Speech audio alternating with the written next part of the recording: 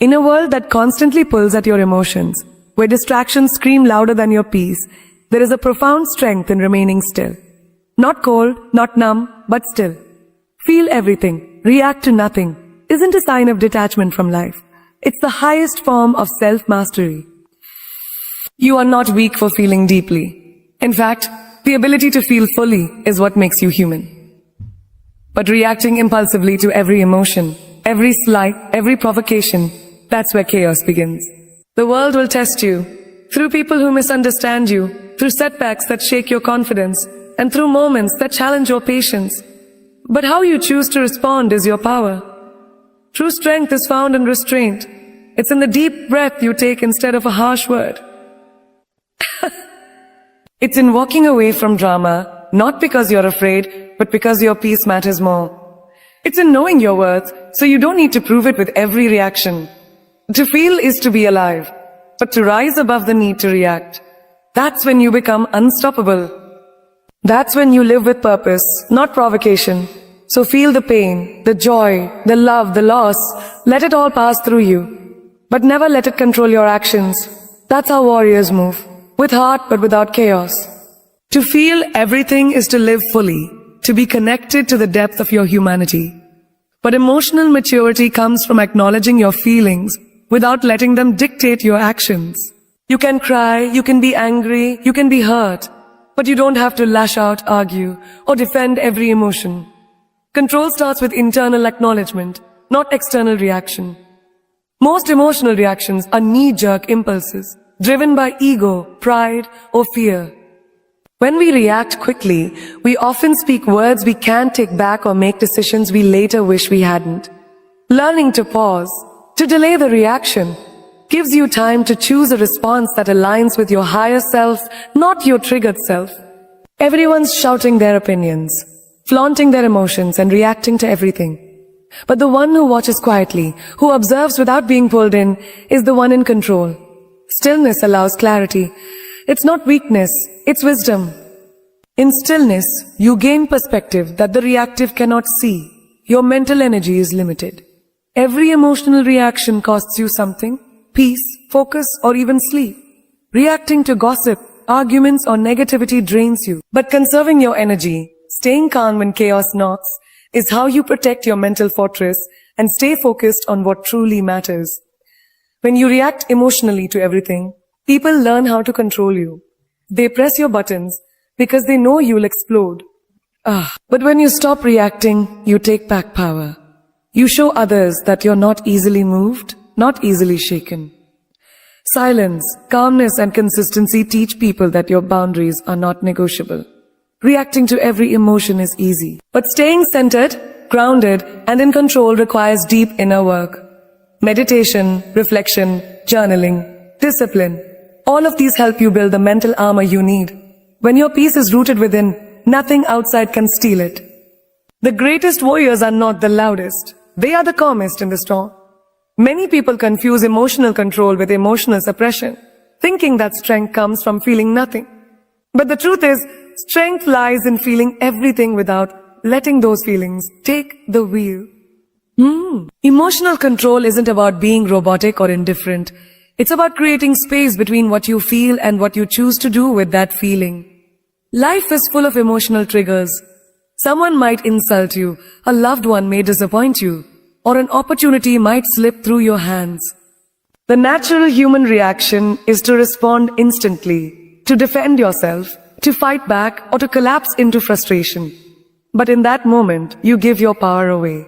You become a slave to your emotions rather than the master of them. To master emotional control, you must first build emotional awareness. This means learning to sit with your emotions without judgment, to acknowledge them, label them, and understand where they come from. Maybe the anger you feel isn't just about the rude comment. Maybe it's tied to past wounds, unresolved insecurity, or deeper fears. When you know the root, you stop reacting to the surface. Practicing control doesn't mean bottling things up either. Suppressed emotions don't disappear. They simmer underneath, building pressure, waiting to erupt. Instead of pushing emotions down, let them rise. Feel them. Observe them. But instead of acting on impulse, ask yourself, Does this reaction serve me? Is this action aligned with who I want to be? Emotional mastery comes from that pause, that deliberate conscious decision to rise above the noise inside. When you master this, you'll notice a shift. You'll no longer need validation. You'll stop fighting battles that aren't worth it. You'll become someone who can be in the middle of chaos and still remain calm. Someone who can be hurt and still respond with wisdom, not warfare. In the heat of the moment, reacting feels like relief. It's the quick release of tension, the immediate expression of anger, frustration, or pain. But what feels justified in seconds often becomes a regret in hindsight. Most of our emotional reactions are impulsive, unfiltered responses driven by ego, pride, or unresolved wounds. They bypass thought, skip reflection, and land straight into words or actions we wish we could take back. Think about how often you said something in anger that didn't reflect who you truly are. How many decisions you've made in a storm of emotion that later seemed irrational, even harmful. That's because reactions are rooted in survival instincts, fight or flight, not wisdom. They're born out of the desire to defend, to protect, to prove, or to punish, but rarely do they bring clarity, healing, or resolution. There's a powerful difference between reacting and responding. Reaction is automatic, a snap of the fingers. Response is intentional. It involves space, thought, and control. It's the difference between throwing fire and choosing light. When you allow yourself to pause before acting on emotion, you shift from being ruled by your feelings to being guided by your principles. The moments we regret most are not usually the ones we spent thinking. They are the ones where we didn't think at all. A single moment of silence can prevent hours of damage, days of distance, or even years of guilt. Emotional intelligence is not about eliminating feelings, but creating enough awareness to pause, breathe, and ask, is this how I want to show up? So many relationships, opportunities, and even reputations have been ruined not by emotion itself, but by unchecked reactions. The person who can feel deeply but still pause, who can be hurt but still choose grace over retaliation, is someone who has learned the art of protecting their future from the fire of the present. Reactions may feel good in the moment, but it's the moments after that define who you truly are. In today's fast-paced, overstimulated world, where everyone is rushing to speak, post, prove, and react, stillness stands out as a quiet but undeniable power. It is rare, it is disciplined, and it is deeply misunderstood. Stillness is not passivity, it's not weakness or avoidance. It is the conscious choice to remain grounded while everything around you tries to pull you into chaos. Most people are noise-driven, influenced by every opinion, every notification, every piece of bad news, every emotional pull. They react instantly because the world conditions them to believe that silence means submission and urgency equals importance. But the truth is, only those who are deeply in control of themselves can remain still when everything around them demands a reaction. Stillness allows you to become the observer, not the reactor. When you cultivate stillness, you begin to notice things others miss. The patterns behind people's behavior, the emotional triggers hiding behind words, the intentions veiled in noise. You begin to understand situations at a deeper level because you're not clouded by the urge to interrupt, defend, or attack. This clarity gives you an edge, the ability to make wiser decisions, protect your energy, and maintain your peace. Stillness gives your mind the space to breathe. When you're not constantly reacting, you create room for reflection and insight. Your thoughts slow down, your breathing steadies, and your perspective widens. Instead of being swept away by drama, you become anchored. Instead of absorbing negativity, you deflect it with calm. In arguments, stillness disarms. In stress, stillness recenters. In pressure, stillness preserves your strength. The most powerful people are not those who dominate the conversation, but those who don't need to prove anything at all. Their presence speaks louder than their words ever could. They don't chase validation. They embody stability. In stillness, you are no longer controlled by the external world. You begin to live from within. While others are thrown into emotional whirlwinds by every slight or setback, you stay steady. Not because you're numb, but because you've trained yourself to pause, reflect, and respond only when it serves your higher self. The world teaches you to be loud to be seen, but stillness teaches you that presence doesn't require volume, only depth. We live in a world that equates movement with progress and noise with importance. In this chaos-driven environment, stillness is often mistaken for weakness, laziness, or indifference. But in truth, stillness is not the absence of action. It's the presence of intentionality. It is the quiet confidence of someone who doesn't need to react to every external pressure to prove their worth. Stillness is power. Not loud, not boastful, but rooted, resilient, and deliberate. In the modern age of constant alerts, opinions flying at you from every direction, and people ready to spark conflict over the smallest things, being still, emotionally, mentally, spiritually, becomes an act of rebellion. It's easy to get pulled into the noise. Social media teaches you to respond immediately. The workplace demands constant engagement. Even your inner voice, conditioned by past experiences and insecurities, urges you to speak, defend, argue, and react. But stillness gives you something none of those things can. Clarity. When you practice stillness, you develop the ability to witness life instead of being yanked around by it. You begin to understand that not every comment needs a reply. Not every provocation deserves a reaction. And not every feeling must be acted upon. You begin to hear what others miss, not just the words, but the intention behind the words. You begin to see not just the moment, but the bigger picture. Stillness doesn't mean you don't feel the chaos. It means you don't become the chaos. You can be surrounded by noise and yet be calm within. That calmness isn't apathy. It's mastery. You choose where your attention goes. You conserve your energy instead of pouring it into battles that do not align with your values. And that choice is what separates people who are merely surviving from those who are consciously living. In conversations, the still person listens more than they speak, not because they're unsure, but because they're assessing. In crisis, the still person slows down not out of fear, but because they're focused. Stillness grants access to deeper perception, intuition, and emotional intelligence. It's the space where wisdom is born, where impulsiveness fades, and where your true self has room to lead. Stillness also strengthens resilience.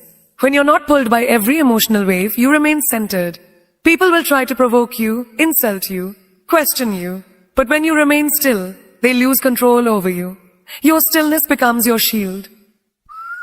You protect your peace not by running from life, but by refusing to give away your calm to those who haven't earned it. In a world where everyone is triggered, stillness is rare. In a world where everyone is desperate to be seen, stillness makes you magnetic. People are drawn to those who carry peace because it's something most people have lost touch with. And the more you embody it, the more you influence others, not through force, but through presence. That's why stillness is not just a tool. It is a superpower. It is a superpower. Your energy is one of your most valuable assets, even more than your time. Because while time passes regardless, how you feel during that time is what shapes your experience, your decisions, and your future. When you give your energy away carelessly, to arguments, to toxic people, to unnecessary drama, you don't just lose moments, you lose focus, clarity, and emotional strength. Every emotional reaction, every mental spiral, every confrontation you enter steals from your internal reservoir. And what's worse, you rarely get anything worthwhile in return. In today's hyper-connected world, there are endless things vying for your attention and emotional involvement. Social media debates, petty conflicts, comparison traps, unsolicited opinions. If you don't guard your energy with intention, the world will drain it before noon. You'll find yourself exhausted without having done anything meaningful, burnt out by situations that didn't deserve your reaction in the first place. The truth is, not everything deserves your attention. Not every insult requires your defense. Not every disagreement needs to be resolved. Sometimes, silence and distance are the most powerful forms of protection. When you learn to protect your energy, you start evaluating situations differently. You ask yourself, is this worth my peace? Is this fight really about growth? Or is it just my ego being triggered? People often confuse being involved with being strong.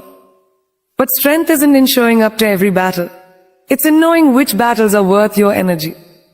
Emotional maturity means understanding that you don't have to react to everything that offends you.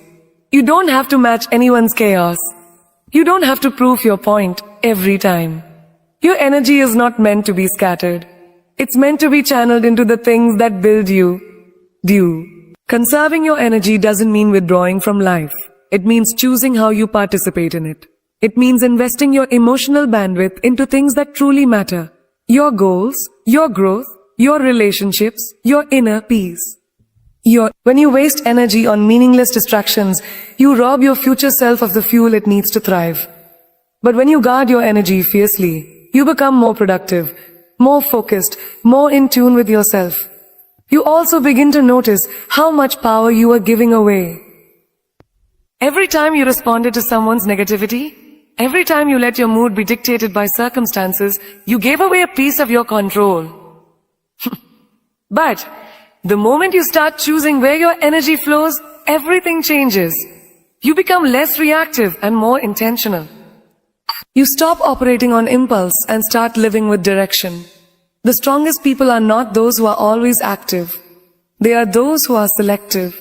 They know how to retreat when needed, how to say no unapologetically, how to protect their emotional space like sacred ground.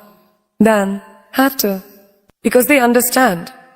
Once your energy is scattered, it's hard to gather again. So they guard it like gold, not out of fear, but out of deep respect for their purpose and peace. Your energy is your life force. It fuels your thoughts, your decisions, your actions, your presence. And yet, so many people treat it like it's unlimited, giving it away to anything and anyone that pulls at their emotions.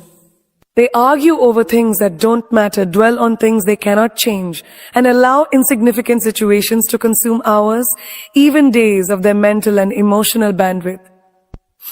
But the reality is, you are not an unlimited source of energy. Your emotional, mental and physical reserves can and will deplete, especially when you give them away mindlessly. Every time you engage in a pointless argument, obsess over someone's opinion of you, or try to fix what was never yours to fix, you are spending energy that could have been invested in your healing, your growth, your purpose, or your peace. The wrong things don't always come labeled as wrong. They often arrive in the form of small distractions, toxic conversations, unhealthy patterns, or people who drain you slowly over time. And because they appear subtle, you allow them to linger. But what feels small in the moment often becomes the biggest thief of your power in the long run. You wake up emotionally tired, mentally foggy, spiritually disconnected, not because of one big problem, but because you've leaked energy into dozens of tiny, unnecessary places. This is why boundaries are essential, not just with people but with yourself. You must develop the discipline to say, "This doesn't deserve my reaction." Not because you're passive, but because you value your peace more than being right. You choose to walk away not because you're weak, but because you're wise enough to know that some battles aren't battles. They're traps. Energy, once lost, takes time to rebuild. Recovering from emotional overexertion is just as real as physical fatigue. Just as an athlete conserves their energy for the critical moments, you must conserve yours for what truly matters. Meaningful conversations, purposeful work, authentic relationships, self-reflection, spiritual alignment. Protecting your energy also means letting go of the need to be everywhere, do everything, respond to everyone. It's understanding that presence does not mean availability. Just because someone wants your attention doesn't mean they deserve it. Just because something is happening doesn't mean you need to involve yourself in it. Learning to be selectively engaged is not avoidance. The emotional intelligence. You also begin to realize that many things that once triggered, you no longer deserve your emotional involvement. The more you grow, the more you understand, peace is expensive. And anything that costs your peace, drains your focus, or disturbs your clarity is too expensive. You begin to see your energy as sacred. Not everyone gets access. Not everything gets your time. And that's not arrogance. That's maturity. When you protect your energy, you show up better. Not only for yourself, but for others. You become more intentional, more impactful, more grounded. Your presence carries weight. Not because you're loud, but because you're not scattered.